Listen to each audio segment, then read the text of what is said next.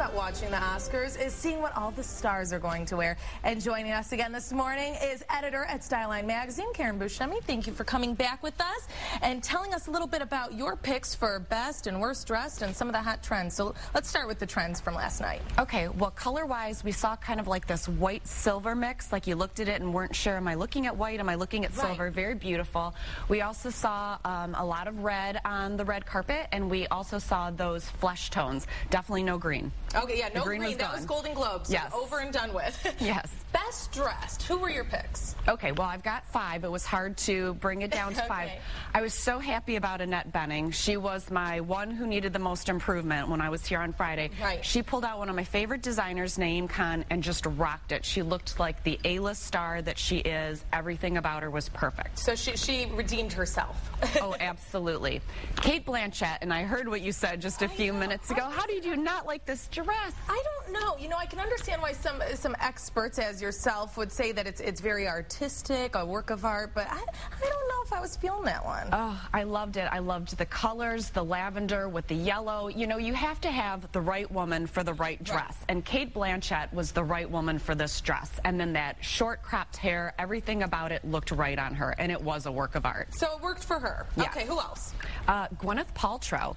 In her Calvin Klein, she took minimum and she made it maximum impact. I loved it. Everything from her hair all the way down to her toes. She was sleek, and I loved that look. Halle Berry, wearing Marchesa. Seriously, I get to the point where I wonder, does she not know how to be anything but flawless? Flawless, exactly. Perfect. She looked perfect. She looked like she was floating. She was just a princess. She can't do wrong. Okay, and one other one you said you had 5. Yes, Mila Kunis and Elie Saab.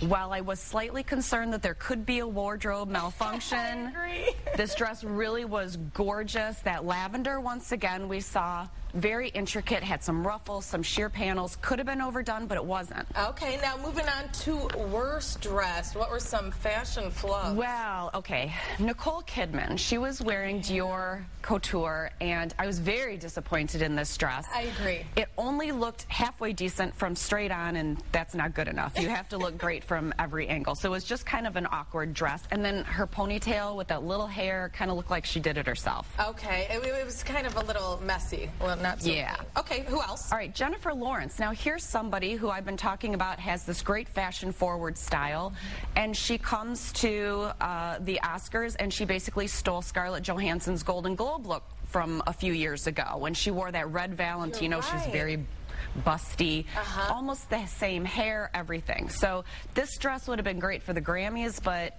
I just didn't like it for the Oscars. Okay, one other one for worst dressed. Oh, Melissa Leo. Melissa Leo. Yes, this Mark Bauer dress. And I think I heard somebody say this earlier, doily. Yeah, I think I said doily and Alicia said tablecloth. Yeah, not so much. The material almost looks a bit cheap. Okay. So, now, yeah. Moving on to, Scarlett Johansson, too. We have her coming up right now. Definitely talk about her. I don't know what I was more disappointed in.